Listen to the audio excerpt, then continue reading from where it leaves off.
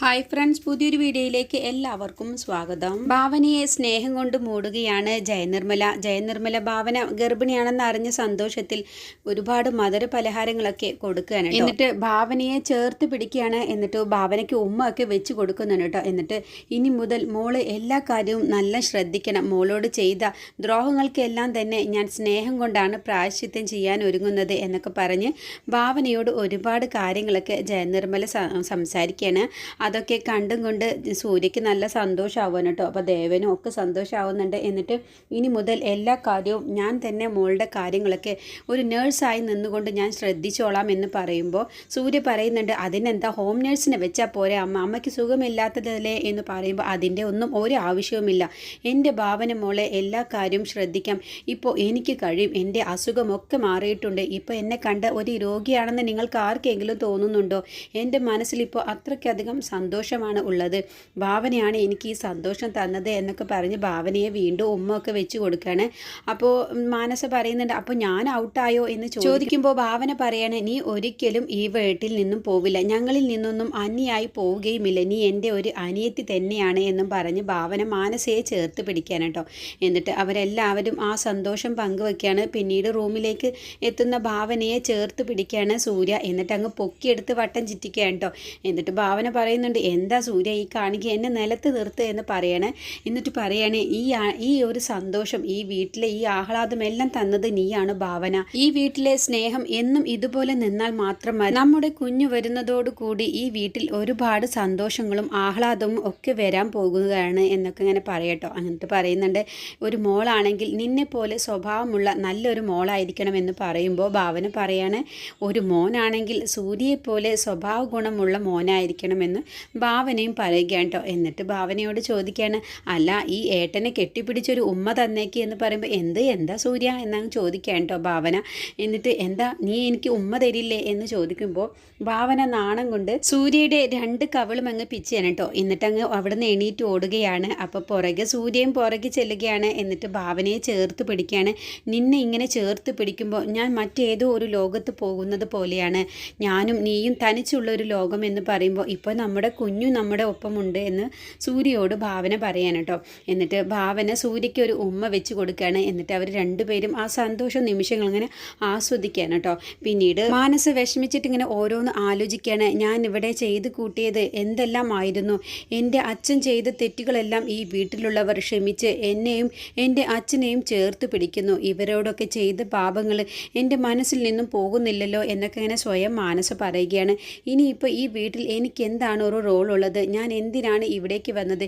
എൻ്റെ സ്വപ്നങ്ങൾ, എൻ്റെ ജീവിതത്തിലെ ആഗ്രഹം എല്ലാം എന്നിൽ നിന്നും നഷ്ടമാകുമോ? ഞാൻ അറിയാതെ എൻ്റെ മനസ്സിലുള്ള ക്രിമിനൽ എന്നെ കുറ്റബോധം കൊണ്ട് വേട്ടയാടുന്നു എന്നൊക്കെ ഇങ്ങനെ ഓർത്തുകൊണ്ട് തന്നെ മാനസ ചെറുതായിട്ടൊന്ന് കരഞ്ഞിട്ട് മാനസയ്ക്ക് ഒരു കുറ്റബോധമൊക്കെ വരികയാണ്. ഈ വീട്ടിലുള്ളവർ എന്നോടും എൻ്റെ അച്ഛനോടും പുറത്തു തന്നതിന് ഞാൻ എങ്ങനെയാണ് ഇവർക്കിനി പ്രായശ്ചിത്തം ചെയ്യേണ്ടത് എന്നൊക്കെ കുറിച്ചിങ്ങനെ മാനസ ഇങ്ങനെ ചിന്തിച്ചുകൊണ്ടേ ഭാവനയോട് ശത്രുതയുണ്ടായിരുന്ന ജയനിർമ്മല ആൻറ്റിക്ക് ഭാവനയുടെ വയറ്റിൽ സ്വന്തം പേരക്കുട്ടി ജനിച്ചതോടുകൂടി അവരിലെ അമ്മ ഉണർന്നു തുടങ്ങി. ഇനി എന്താണ് എനിക്ക് ഇവിടെയുള്ള റോള് എന്നൊക്കെ ഇങ്ങനെ ചിന്തിച്ചുകൊണ്ട് മാനസ നടക്കുകയാണ് കേട്ടോ. അപ്പോഴാണ് അവിടേക്ക് ജയനിർമ്മല വരുന്നത്.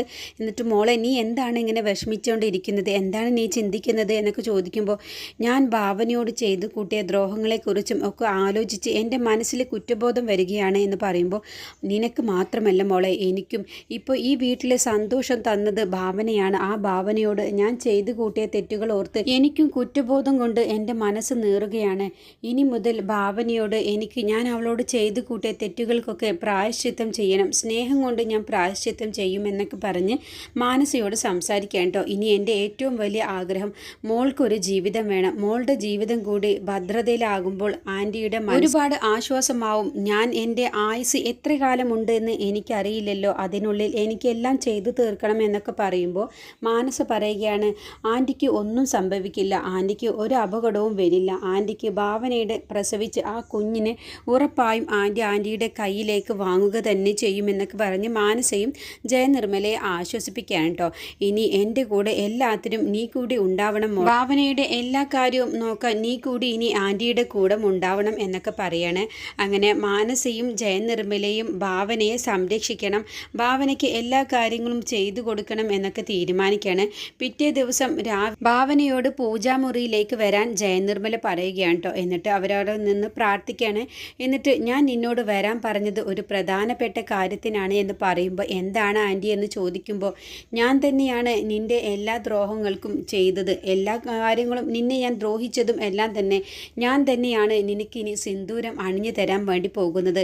സിന്ദൂരം തൊട്ടു തരണം എന്നുള്ളത് ദൈവനിശ്ചയമായിരിക്കും എന്നൊക്കെ പറഞ്ഞിട്ട് ഭാവനയുടെ നെറുകയിൽ സിന്ദൂരം ചാർത്തി കൊടുക്കുകയാണ് കേട്ടോ. എന്നിട്ട് ഭാവനയോട് പറയുകയാണ്, ഇനി മുതൽ മോളോട് ചെയ്തു കൂട്ടിയ ദ്രോഹങ്ങൾക്കെല്ലാം തന്നെ എനിക്ക് പ്രായശ്ചിത്തമായി സ്നേഹം കൊണ്ട് ഞാൻ പ്രായശ്ചിത്തം ചെയ്യും. നിൻ്റെ എല്ലാ കാര്യവും ഈ ആൻറ്റിയാണ് നോക്കുക. നീ ഇനി വെറും വയറിൽ നടക്കരുത്. നീ എപ്പോഴും എന്തെങ്കിലും ഭക്ഷണം കഴിക്കണം, ഒരുപാട് വെള്ളം കുടിക്കണം എന്നൊക്കെ പറഞ്ഞ് ഉപദേശിക്കാൻ കേട്ടോ. അതെല്ലാം ഞാൻ വേണ്ടതുപോലെ ചെയ്തോളാം എന്ന് പറയുമ്പോൾ നീ നേഴ്സൊക്കെ ആയിരിക്കാം, പക്ഷേ ഇക്കാര്യത്തിൽ നിൻ്റെ നേഴ്സായിട്ട് ഞാനാണുള്ളത്. ഞാൻ പറയുന്നത് പോലെ നീ ചെയ്യണം, ഞാൻ പറയുന്നത് പോലെ നീ ഭക്ഷണവും കഴിക്കണം, എല്ലാം സമയം ഞാൻ തന്നെ നിനക്ക് കൊണ്ടുതരും, നീ അത് കഴിച്ചാൽ മാത്രം മതി എന്നൊക്കെ പറയും. അങ്ങനെ ഭാവനയും ജയനിർമ്മലയും സംസാരിക്കുന്നതെല്ലാം തന്നെ ഒളിഞ്ഞു നിന്ന് പ്രസീത കേൾക്കുകയാണ് കേട്ടോ. അങ്ങനെ പ്രസീത ഇതെല്ലാം കാണുന്നുമുണ്ട്. ഭാവനയെ ജയനിർമ്മല സ്നേഹിക്കുന്നത് കാണുമ്പോൾ പ്രസീതയ്ക്ക് വല്ലാത്ത ദേഷ്യം തോന്നുകയാണ് കേട്ടോ. അങ്ങനെ മനസ്സിലിങ്ങനെ കുരുട്ടുബുദ്ധികളൊക്കെ പ്രസീതയുടെ മനസ്സിൽ വരികയാണ്. അങ്ങനെ ഇനി ഭാവനയുടെ കുഞ്ഞിനെ നശിപ്പിക്കണം എന്നുള്ള ചിന്തയായിരിക്കും പ്രസീതയുടെ മനസ്സിലുണ്ടാവുക.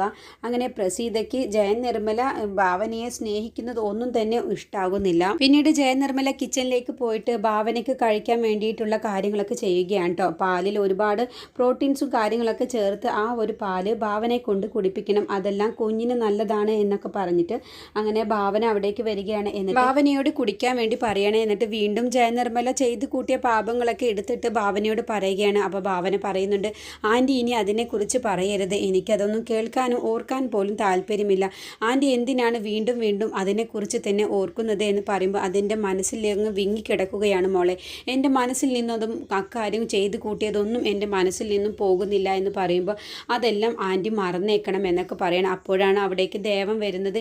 എന്താണ് അമ്മായിയമ്മയും മരുമകളും കൂടി ഒരു രഹസ്യം പറച്ചില്ലെന്ന് ചോദിക്കുമ്പോൾ ഞങ്ങളുടെ ഇടയിൽ ഒരു രഹസ്യവുമില്ല ദേവേട്ട എന്ന് ഭാവനയും ജയനിർമ്മലയും പറയാൻ കേട്ടോ. എന്നിട്ട് നിങ്ങളുടെ ഈ സ്നേഹമാണ് എനിക്ക് എന്നും കാണേണ്ടത്, നിങ്ങളുടെ ഈ സ്നേഹമാണ് ഇത്രയും കാലം ഞാൻ കാത്തിരുന്നത് എന്നൊക്കെ ദേവൻ പറയുമ്പോൾ ഭാവന പറയാണ്, ആൻറ്റിയെ ഏറ്റവും കൂടുതൽ മനസ്സിലാക്കിയതും സ്നേഹിച്ചതും അങ്കിൾ തന്നെയാണ് എന്നൊക്കെ ഭാവന ദേവനോട് പറയാണ്. അങ്ങനെ ഭാവന അവിടെ നിന്നും പോയി കഴിഞ്ഞ ശേഷം ദേവനോട് വീണ്ടും ജയനിർമ്മല പറയണേ, എൻ്റെ മനസ്സിൽ നിന്നും തീരെ പോവാത്ത ഒരു മുറിവായിട്ടാണ് ഭാവനയോട് ഞാൻ ചെയ്തു കൂട്ടിയ പാപങ്ങൾ എനിക്ക് ഓർമ്മയിൽ വരുന്നത്.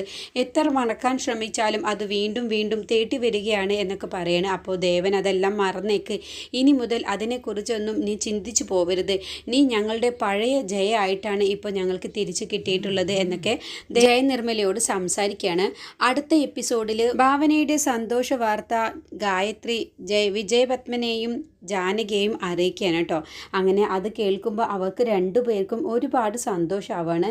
എന്നിട്ട് വിജയപത്മൻ പറയുന്നുണ്ട് ഗായത്രിയോട്, ഈ സന്തോഷ വാർത്ത ഏറ്റവും കൂടുതൽ സന്തോഷിക്കുന്നതും ആഹ്ലാദിക്കുന്നതും ജയ തന്നെയായിരിക്കും, ജയയ്ക്ക് അത്രയ്ക്കധികം ആഗ്രഹമായിരുന്നു എന്നുള്ള കാര്യമൊക്കെയാണ് കേട്ടോ വിജയപത്മൻ ജാനകിയോടും ഗായത്രിയോടും കൂടി ചേർന്ന് പറയുന്നത്. പിന്നീട് ഭാവനയും സൂര്യയും കൂടി കുഞ്ഞ് ഏത് കുഞ്ഞാണെന്നുള്ളത് കണ്ടെത്താൻ കേട്ടോ. അപ്പോൾ സൂര്യ ഒരു നാണയം എടുത്ത് അതിൻ്റെ ഹെഡും ടൈലും അങ്ങ് തീരുമാനിക്കേണ്ടത്. ഹെഡാണെങ്കിൽ പെൺകുട്ടി, ടൈലാണെങ്കിൽ ആൺകുട്ടി എന്നൊക്കെ പറഞ്ഞിട്ടാണ് കേട്ടോ സൂര്യ ഓരോ കാര്യങ്ങൾ പറയുന്നത്. അങ്ങനെ അവർ ട്രോസ് ഇട്ട് നോക്കുകയാണ്. ആ സമയത്താണ് അവിടേക്ക് ജയനിർമ്മല വരുന്നത്. എന്നിട്ട് ഭാവനയ്ക്കുള്ള പ്രോട്ടീൻ കലക്കിയ പാലുമായിട്ടാണ് കേട്ടോ വരുന്നത്. എന്നിട്ട് ഭാവനയോട് അത് കുടിക്കാൻ വേണ്ടി പറയുകയാണ്. പ്രസീതയാണെങ്കിലോ ഭാവനയ്ക്ക് എന്തെങ്കിലും ഒരു പണി കൊടുക്കണം എന്നുള്ള ചിന്തയിൽ തന്നെയായിരിക്കും കേട്ടോ. സൂര്യയുടെ ആ കുഞ്ഞിനെ നശിപ്പിക്കണം എന്നുള്ള ചിന്തയായിരിക്കും, ആ ദുഷ്ടബുദ്ധിയിലായിരിക്കും പ്രസീത ഓരോ കാര്യങ്ങളൊക്കെ കണക്ക് കൂട്ടുന്നത്. പ്രസീതയുടെ ആ ദുഷിച്ച ബുദ്ധി മാനസ അറിഞ്ഞിട്ടുണ്ടാവില്ല. മാനസ അറിഞ്ഞു കഴിഞ്ഞാൽ ഉറപ്പായും പ്രസീതയെ തടയുകയും മാനസയുടെ സ്വഭാവത്തിൽ ഒരുപാട് വ്യത്യാസം വന്നതുകൊണ്ട് തന്നെ സ്വന്തം അച്ഛന് ചെയ്ത തെറ്റ് വീട്ടിലുള്ളവർ എല്ലാവരും ക്ഷമിച്ചത് കൊണ്ട് തന്നെ മാനസയുടെ മനസ്സിൽ ഒരുപാട് കുറ്റബോധം കൊണ്ട് നിറയുകയാണ്.